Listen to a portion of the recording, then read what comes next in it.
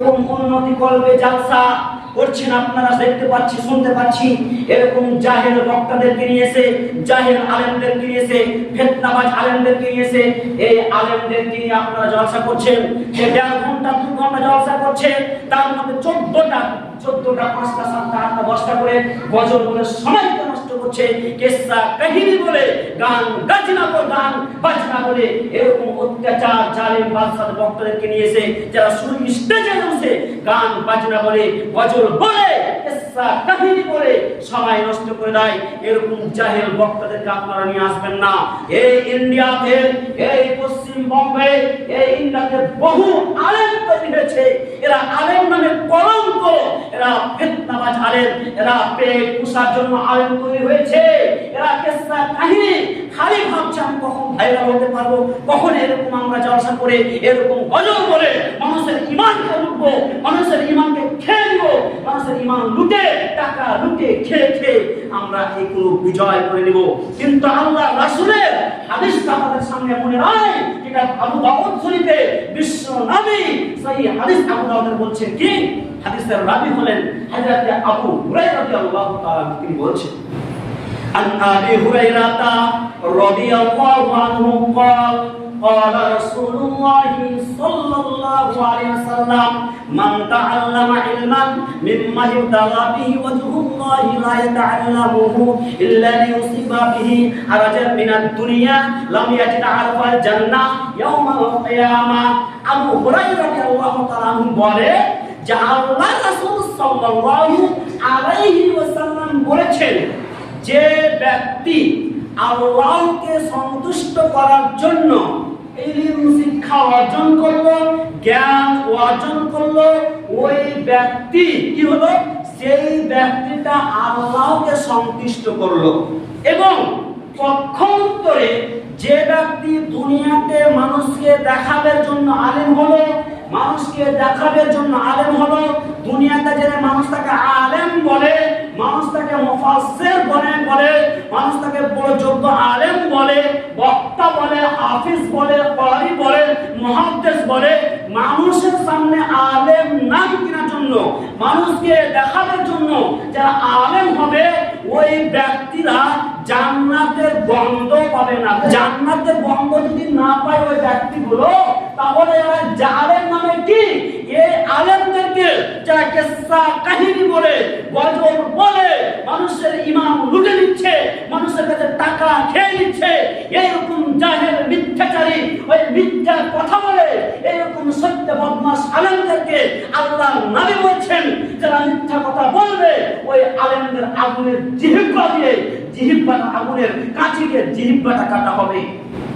ওই আলেমদেরকে, ওই রকম ভাইরাল আলেম, যে আলেম ভাইরাল হয়েছে, গজল বলে, কিসসা কাহিনী বলে, কণ্ঠস্বর ভালো, ওইরকম আলেমকে নিয়ে এসে আপনি শুনছেন, আর আপনি খুব জালসা শুনছেন। শেষের সময়টা আপনাকে জিজ্ঞেস করা হয়, ওই আলেম থেকে আপনি কি হাদিস বুঝতে পারলেন, কি বুঝতে পারলেন, বক্তব্য কেমন হচ্ছে, মাশাআল্লাহ বক্তব্য খুব সুন্দর হয়েছে, কিন্তু আপনি কি বুঝতে পারলেন, আপনি একটা কথা বলতে পারবেন না। আপনি একটা কথা বলতে পারবেন না। কেন? ওর বক্তব্যের কথা আপনার ধ্যান ছিল না। ধ্যানটা ছিল কোথায়? ধ্যানটা ছিল সুর আর টানে গজলে, আর কিছু ধ্যান ছিল না।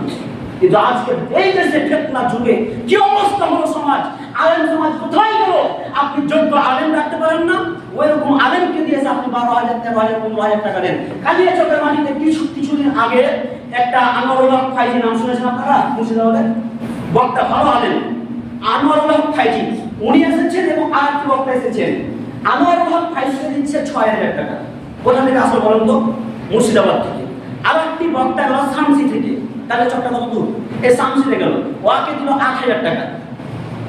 আর যেটা রেফারেন্স, আমি সে রেফারেন্স আর কোনো কথাই বলে না, তিনি হলেন আনোয়ারুল্লাহ ফাইজি, আমাদের ইন্ডিয়াতে ওই দিন এসেছিল। কিন্তু তাকে দিলে 6,000 টাকা, 4 চাকা নিয়ে আসার পরে, আর ওকে দিল কয়েকজন 8,000 টাকা। তাহলে জানেন দুনিয়াতে যারা বক্তাকে যারা ডেট নিচ্ছে, যারা সমাজে যারা দায়িত্বতে আছে, এরা জাহেল না, মূর্খ না, এরকম কাজ করে কি? এরা জাহেল, এরা মূর্খ। এই মূর্খগুলোকে কমিটি রেখে সমাজ নষ্ট হয়েছে, ইমান নষ্ট হয়ে গেছে। ইমান নাই রে, এটা বিবেক কি জিনিস নেই, বিবেকটা যদি থাকতো তাহলে এরকম করতো না। এই জন্য কথাটা বললাম না, যিনি এই জন্য কথাটা বললাম, কিসসা কাহিনী বলে 8,000 টাকা নিয়ে গেল। আর এই হাদিসে যতটুকু কথা বলেছে আমি শুনেছি বসে বসে যতদিন কথা বলেছে, ওর পাশে স্টেজের পাশে বসে বসে ওকে রেফারেন্স ছাড়া কোনো কথাই বলেন, ওকে ছয় ফেলা দিয়েছে। কি বলবেন বলুন আপনি? এরকম সমাজ আমাদের খালি ভাইরালের দিকে ছুটছে। এরা কিছু দেখে কে ভালো কথা বলছে, যোগ্য যোগ্য মাদানিকে দেখে, ভালো ভালো আলেমকে দেখে কাটা কাটা কথা বলছে, নরম ভাষায় কথা বলছে, সুন্দর করে কথা বলছে, এরকম আলেমকে না ডেকে কে কেসা গাইতে পারছে, কে গীত গাইতে পারছে, কে কি করতে পারছে না করতে পারছে এরকম। আপনি জানেন পশ্চিমবঙ্গতে সবচেয়ে ভাইরাল বক্তা দুইজন, সবচেয়ে ভাইরাল বক্তা দুইজনের কথা বলি। উনি ফটোয়া দিচ্ছেন, এক গ্লাস পানি পান করতে গেলে 6টি 5টি সুন্নাত। ঠিক আছে হাদিস, তার কিছুদিন পর দেখছি যে ও পানি চা খাইতে দাঁড়িয়ে দাঁড়িয়ে পানি খাইতে দাঁড়িয়ে। ওকে বলেছি কি ব্যাপার আপনি হুজুর এরকম কেন অবস্থা, ও যেটা খাওয়া চলবে বলে না। ওই ফতোয়া দিয়ে গেল স্টেজে জালসা মাইকে, কেন ফতোয়া দিলে? দুনিয়া লাভের উদ্দেশ্যে। মানুষ সমাজ পরিবর্তন হবে না, সমাজ পরিবর্তন দাওয়াতি কাজ করবে। সমাজ যদি পরিবর্তন হয় তাহলে এরকম কেসা কাহিনী গজল বলে মানুষকে মাতিয়ে এরকম জালসা করতো না।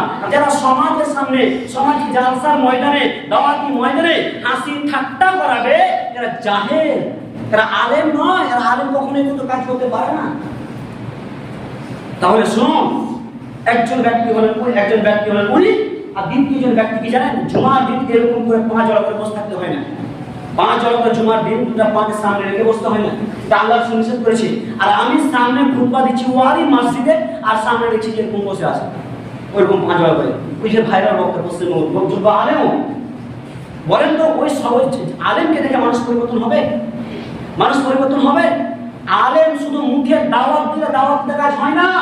নিজের চরিত্র, নিজের ব্যবহার, নিজের পোশাককে দেখে মানুষের এটা দাওয়াতি কাজ হয় না। আমি এতক্ষণ পর্যন্ত আপনার সঙ্গে বক্তব্য রাখছি, প্রায় 35 মিনিট চলছে। 35 মিনিট থেকে যে আলোচনাটা করলাম আপনি শুনতে পেলেন। এই যে জিনিসটি দেখে যতক্ষণ পর্যন্ত আপনি আমল না করবেন, কবে আমল করবেন দেখ বলেন তো? যখন আমার পোশাকের দিকে তাকাবেন, আমার দিকে তাকাবেন, তখন আপনার জীবনটা পরিবর্তন হওয়ার বেশি আবহাওয়া আছে। কেন?